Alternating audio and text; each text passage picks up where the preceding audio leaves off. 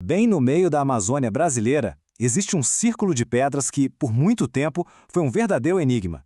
Hoje, a gente vai mergulhar na história por trás dele.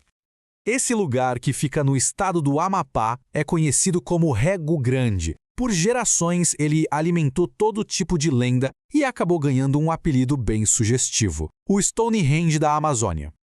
Bom, uma estrutura dessas, no meio da floresta, já levanta um monte de perguntas, né? Quem é que teria o conhecimento e a organização para erguer algo assim? E, talvez o mais importante, com que objetivo? A comparação com o Stonehenge salta aos olhos, é impressionante. Mas para a gente achar as respostas de verdade, não basta olhar a superfície. É preciso cavar, literalmente, e ver o que o solo nos conta. Então vamos para a investigação. A busca por respostas concretas começou para valer em 2005. Foi aí que um projeto científico, liderado pelos arqueólogos Mariana Cabral e João Saldanha do Instituto IEPA, deu início a escavações sistemáticas para, enfim, desvendar esse mistério. A missão deles era muito clara: deixar as lendas de lado e ir atrás dos fatos. Eles precisavam analisar cada detalhe do lugar.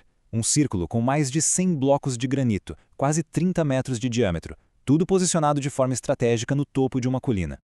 E a primeira grande revelação, olha, ela mudou completamente o que se pensava sobre o local. Não era só um templo, não, era um cemitério.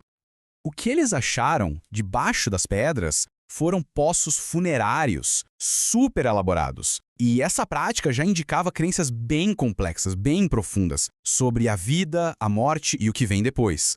E as escavações mostraram que essas práticas de enterro eram bem variadas. Alguns desses poços, por exemplo, foram fechados e ficaram ali, intocados, por um milênio inteiro.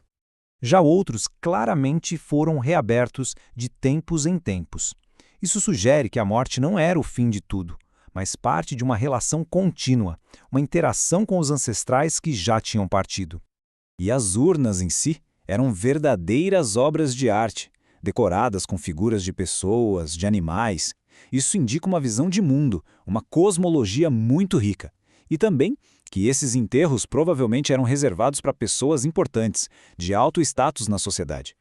Mas a história não parava no cemitério. Aquilo era só uma parte do quebra-cabeça. O lugar guardava outro segredo, um que ligava a terra diretamente ao céu. Os arqueólogos tinham uma teoria bem ousada. E numa noite chuvosa de dezembro, eles ficaram lá, esperando ansiosamente pelo momento do solstício, torcendo para que o tempo abrisse e provasse que eles estavam certos. E a chave de tudo era este monólito aqui. Uma laje alta, fina. Ela não foi só colocada ali. Ela foi moldada e angulada com uma precisão impressionante. Uma verdadeira proeza da engenharia da época. E não é que eles estavam certos, a teoria se confirmou. Ao amanhecer, o sol surgiu perfeitamente alinhado com duas das pedras.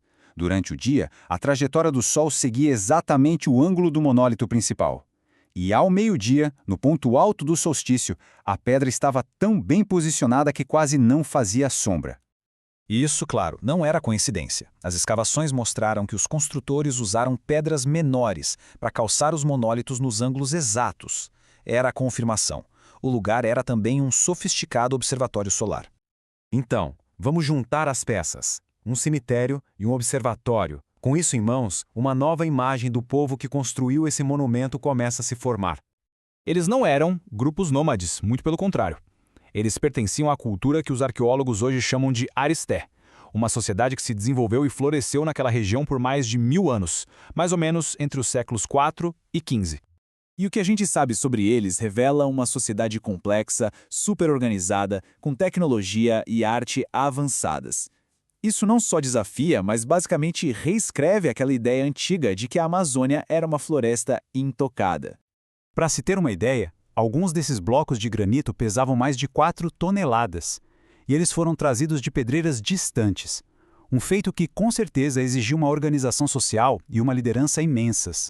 No fim das contas, esse sítio arqueológico é a prova em pedra de que os antigos povos amazônidas não estavam apenas vivendo na floresta. Eles estavam ativamente transformando a floresta, construindo monumentos que duram até hoje para se conectar com seus ancestrais e com o universo.